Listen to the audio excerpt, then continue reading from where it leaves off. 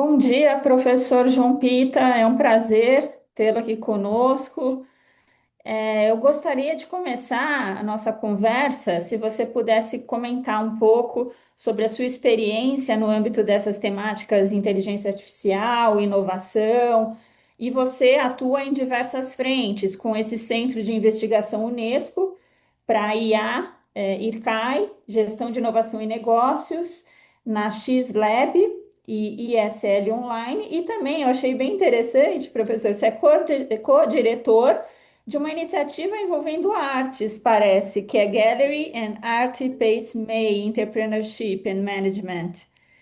Então eu fiquei bastante curiosa assim para saber a sua formação é mais técnica, é mais Então, na área das ciências duras, mas daí você vê, você tem, me parece então toda essa interdisciplinariedade que me parece como que você vê então falar um pouquinho da sua experiência e já engatando uma próxima questão seria como você vê essa abordagem é interessante, é importante, é mais do que nunca necessária essa abordagem interdisciplinar, holística e crítica também para envolver a temática, os estudos, a maior compreensão da IA. ok, muito obrigado pelas perguntas iniciais. Então, eu vim para a Eslovénia, aqui no centro da Europa, entre a Itália, a Croácia, a Hungria e a Áustria, culturas muito diversificadas, de Lisboa, aliás, da zona da Caparica, para estudar matemática pura, lógica e álgebra. E foi esse talvez o meu início, e foi aqui na Eslovénia que eu vim a conhecer o que na altura se falava aprendizagem de máquina e inteligência artificial. Por incrível que pareça, a inteligência artificial tem alguns dos seus fundadores aqui neste país tão pequenino no centro da Europa. Ivan Bratko, por exemplo, fez um trabalho muito pioneiro e por isso e por estar bastante gente envolvida na investigação para a inteligência artificial antes dela ser trendy, fez com que muitas das ligações aos grandes players mundiais foram sendo estabelecidas ao longo dos anos. Chegámos a ter jantares com malta do Twitter, com o Yuri Leskovats, um grande investigador de Stanford, ainda está um pouco com um pé aqui no laboratório. Foram daqui vários investigadores para a Google, para a Amazon. Houve trabalhos durante vários anos com a Bloomberg, por exemplo. E então, ah, ainda quando não era bem clara para a maior parte das pessoas o que é esta história da inteligência artificial, a Eslovénia já estava bastante bem posicionada.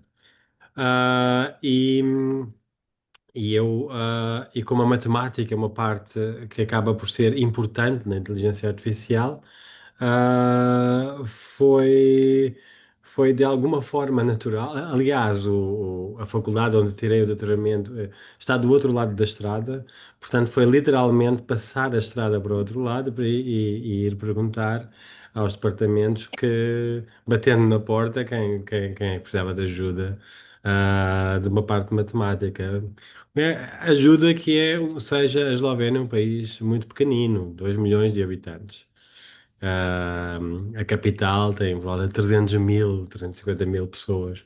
Então, também é fácil chegar às pessoas certas. Ahm, por outro lado, há um grande sentido de multidisciplinaridade. Isso também foi algo que eu trouxe comigo. Eu fiz parte do Gulbenkian de Ciência em Lisboa, que era um grupo que envolvia muito a multidisciplinaridade na altura, num grupo de saúde pública dedicado à, à análise matemática e estatística e de alguma forma de inteligência artificial para a epidemia da gripe. que na altura havia aquela premissa que um dia poderiam as infecções serem tantas e tão fortes que os hospitais poderiam iam ficar sobrelotados, tudo parava e claro, nós éramos os loucos nunca iríamos imaginar que daqui a uns anos, na altura do Covid, tudo isso ia fazer sentido. E todas essas aprendizagens, essas, ah, esses achievements fossem tornados úteis, não é? Então a inteligência artificial hoje passa muito por aí, passa muito por esta dinâmica entre domínios. Já não é uma área só das ciências da computação, já não é uma área só da,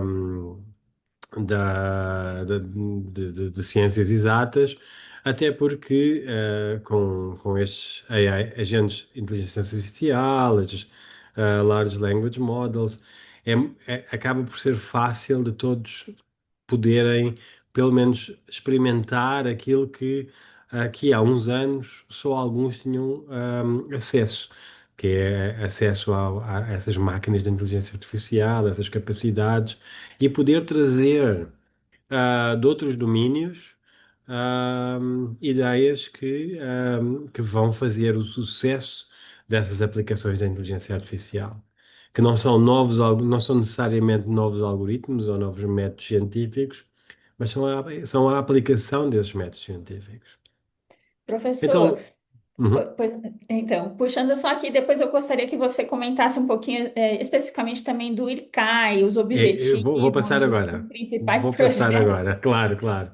E então, o IRCAI foi o primeiro centro da Unesco para a inteligência artificial, estabelecido, ah, foi já aceito em 2019, mas finalmente estabelecido em 2021 pelo Ministério dos Negócios Estrangeiros, e é assim que funcionam os centros, que são promovidos pela Unesco e depois estabelecidos pelos ministros dos Negócios Estrangeiros. Ahm, e foi a primeira implementação física da Unesco para dizer assim, nós também queremos saber da inteligência artificial neste sentido.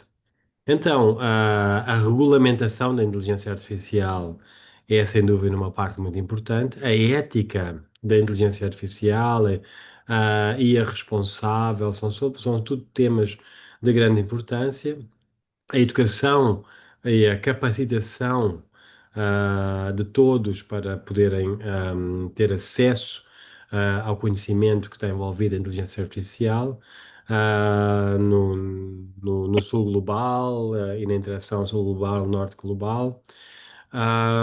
Todos esses são pilares muito importantes do centro. O centro é, como às vezes costumo dizer, é um centro que é velho novo, ou novo velho, porque, embora tenha sido estabelecido em 2021, foi estabelecido sobre um grande trabalho de investigação de mais de 20 anos, tanto por um lado na área da educação aberta, do Open Education, muito ligado a iniciativas nesse sentido, com a Unesco, e também no desenvolvimento de inteligência artificial, muito inteligência artificial em texto e extração de informação e tudo mais. Ahm, com uma representação na comunidade científica muito forte. E então essa união de saberes e a aproximação das políticas para a inteligência artificial, da ética e tudo mais, tornou tudo muito forte, mantendo a educação e a investigação como pontos fulcrais, avançando para a ciência, para a diplomacia científica, ahm, e para também uma área que se abre aqui e que faz sentido, que é a área das startups, scale-ups e empresas, e esse relacionamento entre as políticas, a parte empresarial e o investigativo claro, o público. Professor, vários pontos aqui, insights, porque a sua abordagem é tão rica e o tema é tão complexo e por isso Uhum, essa abordagem holística, interdisciplinar, me parece que não tem como fugir. Por exemplo, você falou da ética, você falou do vínculo de vocês com a Unesco Educação também, que eu não sabia uhum, que estavam tão próximos, e essa questão a gente está estudando bastante também, essa questão da capacitação, inclusive hoje eu vou fazer uma palestra e eu fiz provocativa, né? Além do letramento digital, precisamos do letramento imaginal. uhum, Porque a gente também, eu peguei o PEBIA, peguei o e-digital, a estratégia de transformação digital, e a base que eu vi ali, o core, então me parece assim que os reportes e as abordagens estão um pouco fragmentadas, porque nesses dois, o que eu reparei é que o foco, o core, é letramento digital, preparar para captações técnicas. Ok, precisamos. Mas daí os outros, todos os repórteres que vão falar de IA na educação, IA no trabalho, falam também que, além disso, a gente precisa de pensamento crítico, criatividade, além dos exatamente. soft skills. Mas assim, está muito fragmentado, porque daí o que que a gente faz para esse outro lado? Para então para o pensamento crítico, para a imaginação, para a criatividade, porque me parece. é, que são problemas, pelo menos no Brasil, são problemas de base, que é a questão, você ensinar um professor, dar um letramento digital para o professor, auxiliar ele, mas ver riscos, ver também a questão ética, os benefícios da IA, mas também estar melhor preparado para lidar com fake news, um discurso de Uhum. ódio, etc. Mas, assim, ele continua, pelo menos no Brasil, ganhando muito pouco o educador, o profissional. A gente faz uma brincadeira assim, né? Quem é professor no Brasil, a gente costuma, eu sou professora, a gente costuma ouvir muito esta frase, professor. Ah, você é professor, mas você trabalha com o quê mesmo? Então, assim, é padrão que a gente já vê. Então, são questões que me parecem também de base, e que a gente não está olhando para questões também, por exemplo, né? Tem toda essa questão da vigilância. O país, o Brasil, a gente usa muito plataformas educacionais de big techs, e daí estão saindo vários reportes falando, olha, uso de dados de criança, adolescente, Uhum, uhum. impacto em soberania digital. Como que vocês estão vendo essas questões no IRCAI, juntamente com a Unesco Educação? Se você puder falar um pouco. Com certeza. Foi lançado há pouco tempo o Unesco Chair, a Cátedra da Unesco para a Inteligência Artificial e Educação, com o Wayne Holmes, que aqui no IRCAI é a nossa terceira cátedra da Unesco, para além da Cátedra para a Inteligência Artificial e outra. Portanto, esses são temas muito importantes para o nosso trabalho e para o que temos vindo a construir também com a Unesco, mas também fora da Unesco. As recomendações para a ética da inteligência artificial são um ponto de partida importante lançado pela Unesco, que se tornou também um fórum global, no ano passado celebrado aqui na Eslovénia, este ano celebrado em Bangkok, na Tailândia, com o terceiro paper, o terceiro melhor paper brasileiro, Sim, eu ia comentar focando com o sobre isso. Brasil, o Observatório da Inteligência Artificial Brasileiro, o OBIA, da qual eu Eu li também sou este contribuidor. artigo, inclusive a próxima pergunta é sobre isso, professor. Porque o que que Oh, eu percebo aqui, já puxando esse gancho, uhum, né? É, o conceito, porque o artigo fala do papel do BIA e ele está lá previsto no PBIA, num dos eixos, ligado ao eixo de governança. E há muita controvérsia, até mesmo com o conceito de governança, que não é uniforme, assim como também a gente tem esse problema com o conceito de A, que nunca é uniforme, tem toda sim, essa problemática.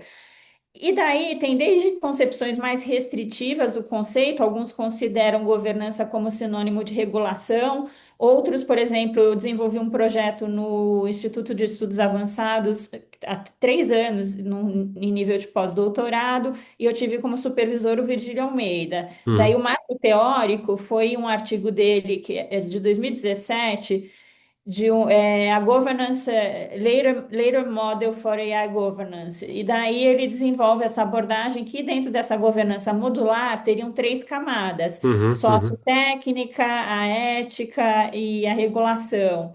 E daí, a partir disso, eu até ampliei. Eu coloquei também a educação, eu coloquei a infraestrutura. E faz todo o sentido. É isso que eu Posso iria. dizer que são pontos muito importantes porque talvez haja talvez esses layers, base, que são mais fáceis e mais falados, questões da ética, questões da regulação, mas há muitos outros que estão lá e que são muito importantes.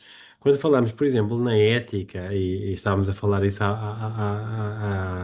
na parte anterior. É muito interessante vermos, e tivemos agora algumas sessões agora no final de agosto, um, no simpósio do OBIA, num evento que tivemos com o SEBRE e com o CIAM, em que se houve a oportunidade de discutir a importância da qualidade dos dados. Portanto, já estamos a entrar para a infraestrutura, também para a educação, pela essa awareness, e percebermos que as tendências ah, que existem na inteligência artificial, porque existem nos dados, são muito problemáticas. Esse viés, esse bias dos dados é algo que é bastante problemático e não é necessariamente vindo dos algoritmos ou vindo é vindo da forma como os dados são colecionados e como os resultados são interpretados.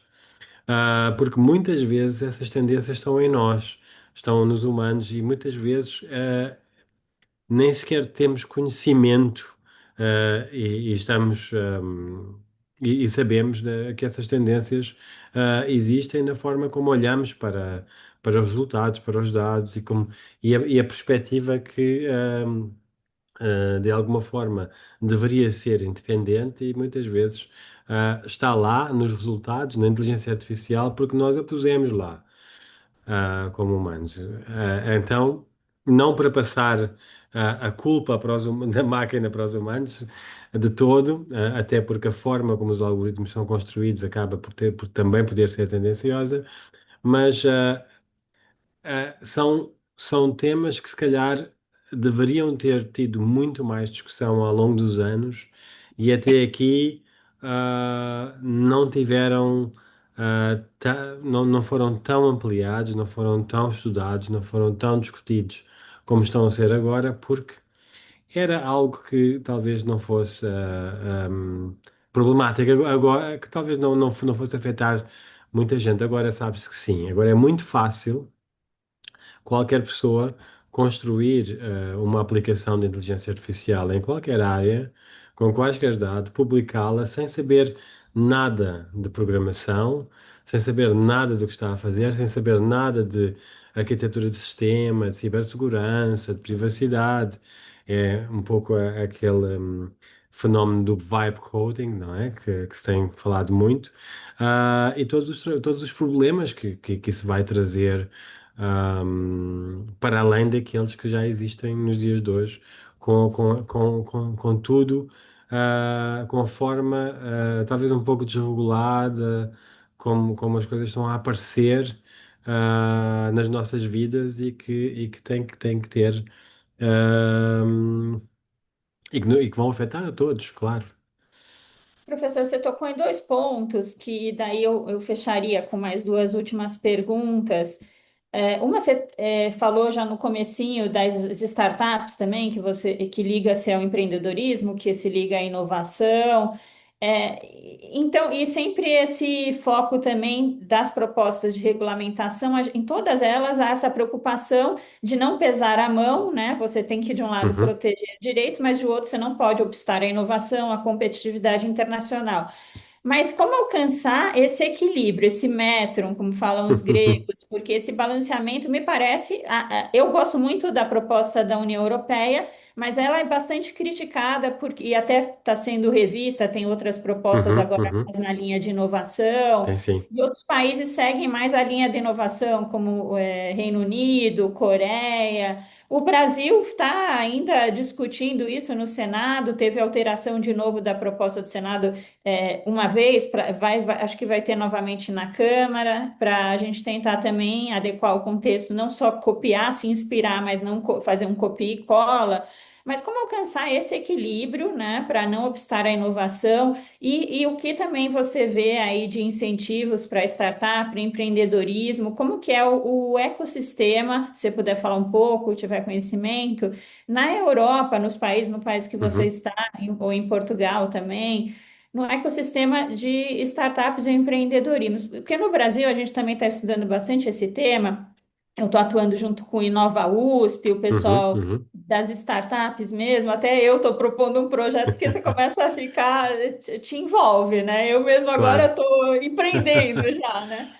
E daí eles falam, me deram um dado que eu achei muito curioso. Eu não sabia que a maioria das startups no Brasil não são ligadas à inteligência artificial, porque há ainda um medo, ainda muitos erros, e parece que Sim. fora é o contrário, a maioria usa IA, não é? Ou não? Como que você vê isso? Então, a inteligência artificial não é um botão que se carrega e fica tudo muito bom, não é? A inteligência artificial, tem, como base os dados que alimentam a aprendizagem do algoritmo, e a qualidade desses dados e a tendência, as tendências e os viés, são importantes para a qualidade desses dados, vão diretamente influenciar os resultados. Então, nem sempre todas as metodologias de inteligência artificial servem para todos os problemas.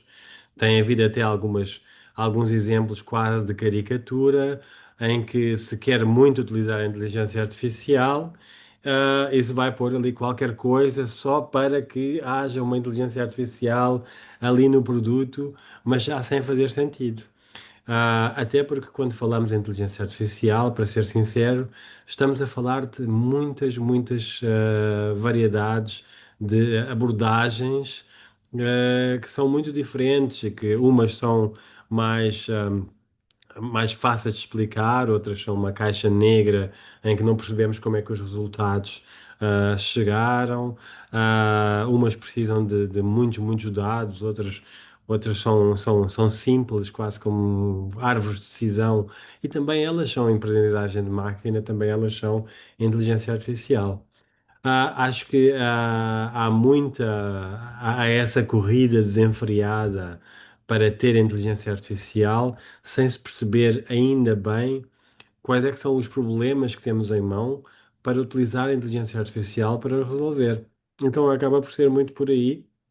Ah, e, e nessa corrida desenfreada, ah, pensa-se pouco na sustentabilidade, já não falando na sustentabilidade do clima, do planeta, mas na sustentabilidade dos próprios produtos. Estamos a criar muito lixo cibernético. Ah,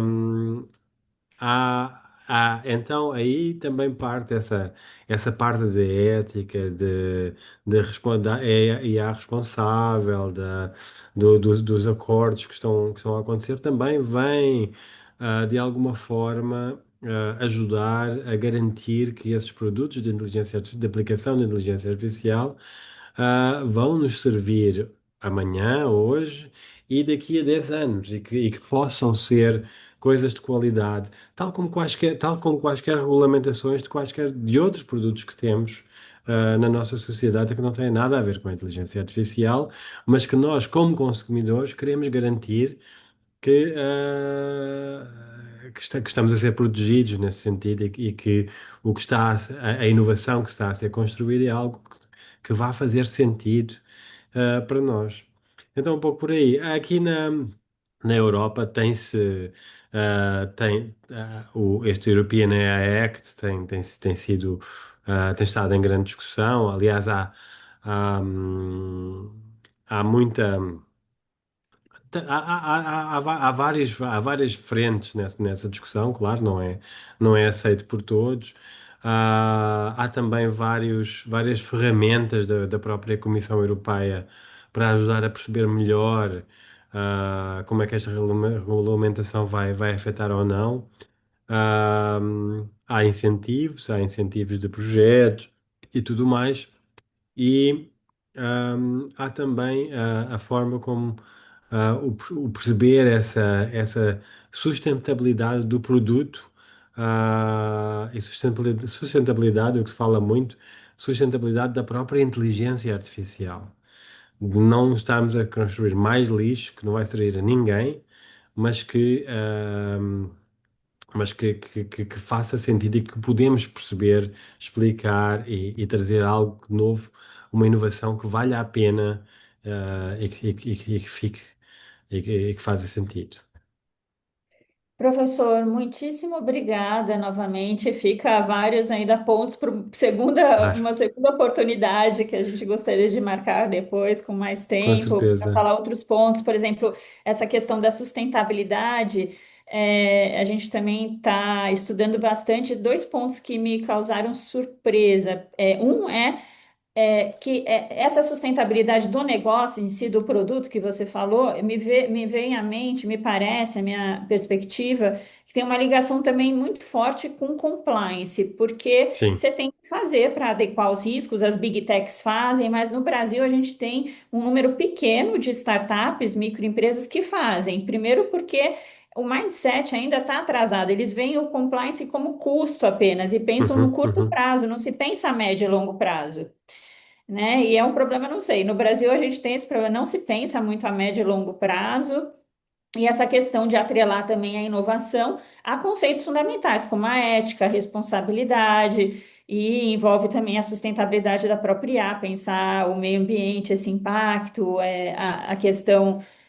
O Brasil tem um potencial muito grande nessa área de datasets, porque tem energia limpa, mas também, por outro lado, alguns relatórios de jornalistas trouxeram indicações de que está sendo feito também meio que às pressas, assim, não de uma forma tão adequada, porque foram construídos datasets em locais já com estresse hídrico, então, enfim, um problemaço aí, sem o relatório de impacto de IA, né, e sem relatório de impacto ao meio ambiente.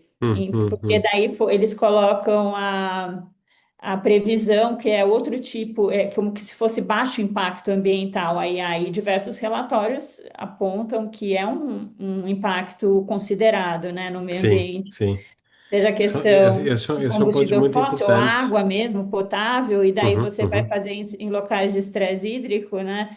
E daí começa a pressão popular, melhora a situação, mas é uma coisa assim reativa, é uma coisa não proativa, que você pensa antes, né? uhum. Enfim. Esses são pontos muito Ah, importantes para os estudos que é. também fazemos.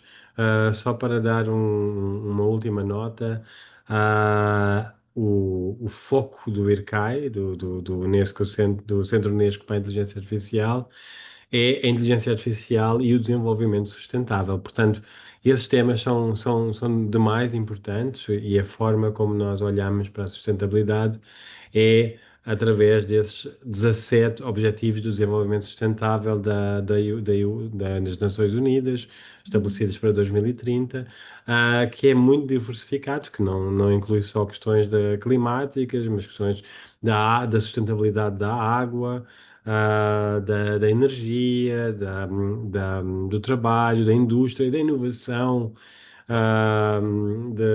de partes da questões legais e da inteligência artificial também, que são muito importantes para todas elas para ter em conta, porque é um tecido complexo que tem que ser endereçado, e que vai afetar a todos de formas diferentes e as empresas de formas diferentes. Então faz sentido tomar partido dessas construções.